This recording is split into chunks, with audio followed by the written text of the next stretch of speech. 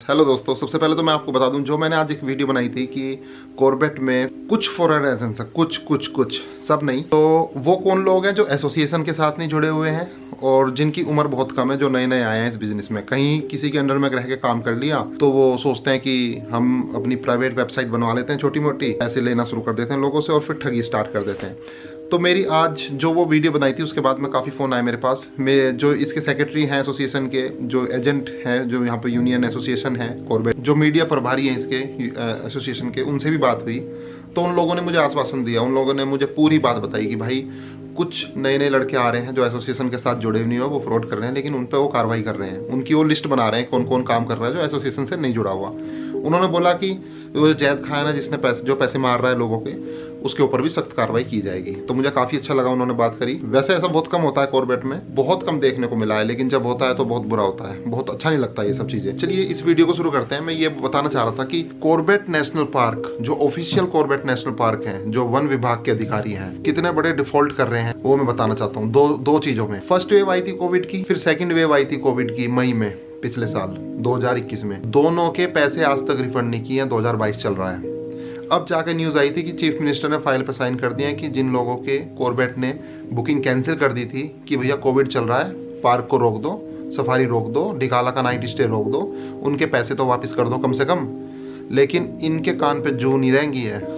इतने लोग कंप्लेन कर रहे हैं, इतने लोग परेशान, इतने लोगों से मेरी बात होती है, वो बोल रहे भाई हम क्या करें, हमने तो बहुत सारा कस्टमर केयर पे फ़ोन कर करके परेशान हो गए हैं, लेकिन ये पैसे वापस नहीं कर रहे।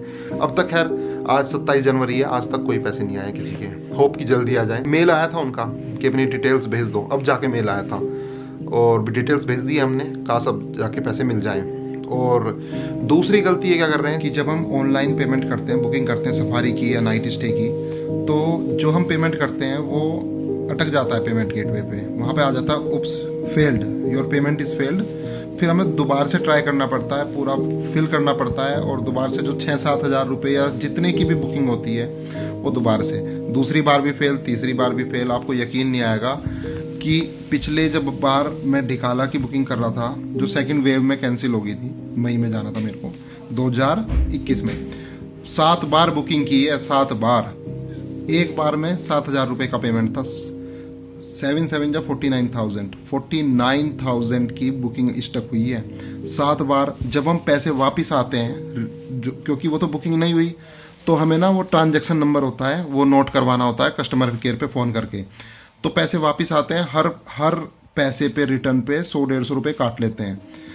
तो 7 बुकिंग में आप लगा लो कि 100 से 150 रुपये कटते हैं, तो 1,000 रुपये मान लो मोटा मोटा हमारे इन्होंने रख लिए बिना फालतू में। तो रीज़न पूछा गया कस्टमर केयर पे कि भैया हमारी तो बुकिंग नहीं हो पाई, तो आपने क्यों रखा? कह रहे वो पेमेंट गेटवे पे चार्जेस लगता है, पेमेंट गेटवे पे पेमेंट जो आपने पेमेंट गेटवे यूज़ किया उसका चार्ज करता है। मैं भी हैरान रह गया कि मतलब जो चीज़ हुई नहीं, मान लो आप कहीं कपड़े खरीदने जा रहे हो, मोबाइल खरीदने जा रहे हो, मार्केट में जा रहे हो, आपने कुछ पेमेंट किया क्रेडिट कार्ड से, डेबिट कार्ड से या गूगल पे से ऑनलाइन पेमेंट किया, पेमेंट नहीं हो पाता तो पैसे वापस आ जाते हैं। क्या उसमें से 100-150 रुपये का काटता कोई नहीं काटता, रूल ही नहीं है। अगर इनके खिलाफ जिम कॉर्बेट नेशनल पार्क के खिलाफ अगर कोई कंज्यूमर फोरम में जाए ना और केस करे इनके ऊपर, तो आराम से जीत जाएगा।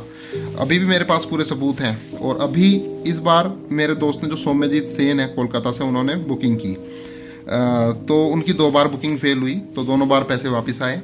तो 100-150 रुपये काट लिए हर एक बुकिंग में से। उनको बहुत गुस्सा आया, उन्होंने मुझसे पूछा कि भाई ये किस चीज़ के पैसे काटे हैं? मैंने कहा भाई ये बिना फालतू में काटते हैं, दादागिरी दिखाते हैं अपनी और बोलते हैं कि ये तो कटेंगे। ये तो 2 पेमेंट गेटवे हैं, HDFC और सिट्रस पेमेंट गेटवे, तो ये पैसे काटते हैं उससे। तो ये दूसरी गलती है इनकी। पहली गलती कि इन्होंने अब तक ना फर्स्ट वेव के ना सेकंड वेव के पैसे वापस किए हैं आज तक। 2 साल हो गए, अपने बाप का माल समझ के बैठे हैं। ये सोचते हैं कि किसी के फ्री में आ रहे हैं। भाई इतनी मेहनत करते हैं लोग, इतने महंगे टिकट हैं, जमा करते हैं, आप 2-2, 3-3 साल तक पैसे रख लेते हो। वैसे तो आप पेमेंट गेटवे पे पैसे काट लेते हो 100-150 रुपये। अब इनका इंटरेस्ट कौन देगा? कितना इंटरेस्ट बनता है? दुगने तो हो गए होंगे लोगों के पैसे। तो ये 2 चीज़ें हैं इनकी गवर्नमेंट वेबसाइट की, बहुत बुरी चीज़ें हैं ये। इनको गलती सुधार लो या फिर वरना कोई ना कोई आपको आपका पिताजी मिलेगा जो कि केस करेगा आपके ऊपर, और जब केस होगा ना तो सारे अधिकारी फंसेंगे। तो इसलिए पहले ही बता रहा हूँ कि ढंग से ये गलती सुधार लो, ये दादागिरी छोड़ दो। ये बहुत बड़ी गलती कर रहे हो आप लोग, बिना फालतू में लोगों को परेशान करना बंद करिए। तो बस आज का मतलब यही था ये वीडियो बनाने का। सब एजेंट्स को पता है, जितने भी कॉर्बेट के एजेंट हैं सब परेशान है इस चीज़ को लेके भाई क्या मतलब है 100-150 रुपये काटने का। और पेमेंट गेटवे इतना घटिया है कि किसी की कोई गारंटी नहीं कि बुकिंग होगी या नहीं होगी। 7 बार पैसे वापस, 7 बार अटके। आज तक मैं ढिकाला में कम से कम 3-4 बार रुका हूँ, लेकिन मेरा रिकॉर्ड है कभी भी 2-2, 3-3, 4-4 बार पेमेंट स्टक हुआ है।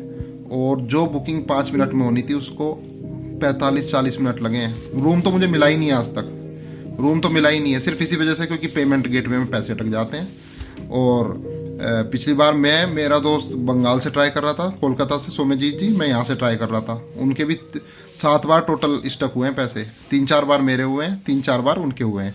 और तब जाके बड़ी मुश्किल से लास्ट में डोरमेट्री मिली है, रूम भी नहीं मिला क्योंकि रूम तो ख़त्म हो जाते हैं। डोरमेट्री मिली है बड़ी मुश्किल से। तो इतना हार्ड है, और वो सिर्फ किस लिए, क्योंकि इनकी घटिया वेबसाइट की वजह से, घटिया पेमेंट गेटवे की वजह से। ये सुधार सकते हैं इस चीज़ को, पता नहीं क्यों नहीं सुधारना चाहते। तो ये बात बहुत दिनों से मैं सब की तरफ से, सब विजिटर्स की तरफ से मैं बोलना चाह रहा था। बहुत लोगों ने कमेंट भी आए कि भैया आप इस मुद्दे को उठाओ कि ये सड़ासड़ गलत है। भाई देखो, पेमेंट नहीं हो रहा कोई बात नहीं, स्टक हो रहा है 7 बार हो रहा है, उसमें भी हम कंप्लेन नहीं कर रहे, कोई बात नहीं। ट्रांजैक्शन नंबर मिलता है, वो लिखवा देते हैं कस्टमर केयर पे, वो दे देते हैं। हालांकि कस्टमर केयर पे बात करना इतना आसान नहीं है, कम से कम आधा घंटा वेट करना पड़ जाता है। बिजी आता है उनका, एक ही मोबाइल नंबर है जो सारी दुनिया उसको इस्तेमाल करती है, क्योंकि ये बहुत कंफ्यूजिंग है इनकी वेबसाइट भी। तो चलो किसी तरह से मोबाइल मिल भी जाता है, तो ट्रांजैक्शन नंबर लिखाओ, कोई गारंटी नहीं है 1 हफ्ते में आएंगे, 2 हफ्ते में आएंगे, पैसे आ जाते हैं, उसमें भी कोई हमें शिकायत नहीं है। लेकिन शिकायत इसमें है जब टिकट बुक नहीं हो रहा, पेमेंट फेल हो जा रहा है, तो आप उसमें 100-150 रुपये क्यों काट रहे हो? उसमें हमारी क्या गलती? एक तो ये, और एक दूसरा हमारा कोविड का जो कैंसिल हुए थे मई में, और जो फर्स्ट वेव थे, प्लीज़ सबके पैसे वापस करो जो दबा के बैठे हो आप 1-1 साल से। फाइल भी पास हो गया है, प्रधानमंत्री राष्ट्रपति जिसने भी साइन करने थे कर दिए हैं, और अभी भी रिटर्न नहीं कर रहे। इन्होंने मेल भी करा, मेल पे हमने सारी डिटेल भेज दी है, और लेकिन उसके बाद भी अभी भी फरवरी आने वाला है 2022 का, आज तक पैसे रिटर्न नहीं किए हैं। काश ये वीडियो इन तक पहुँच जाए, इनको शर्म आ जाए, जितने भी अधिकारी हैं कॉर्बेट नेशनल पार्क के, और ये बदतमीजी करना बंद कर दें और सबके पैसे रिटर्न कर दें। बस ये वीडियो का पर्पज़ यही था बनाने का कि ये लोग सुधर जाएं, वरना लोग आवाज़ उठाएंगे, इनकी पोल खोलेंगे। थैंक यू, मिलते हैं नेक्स्ट वीडियो में।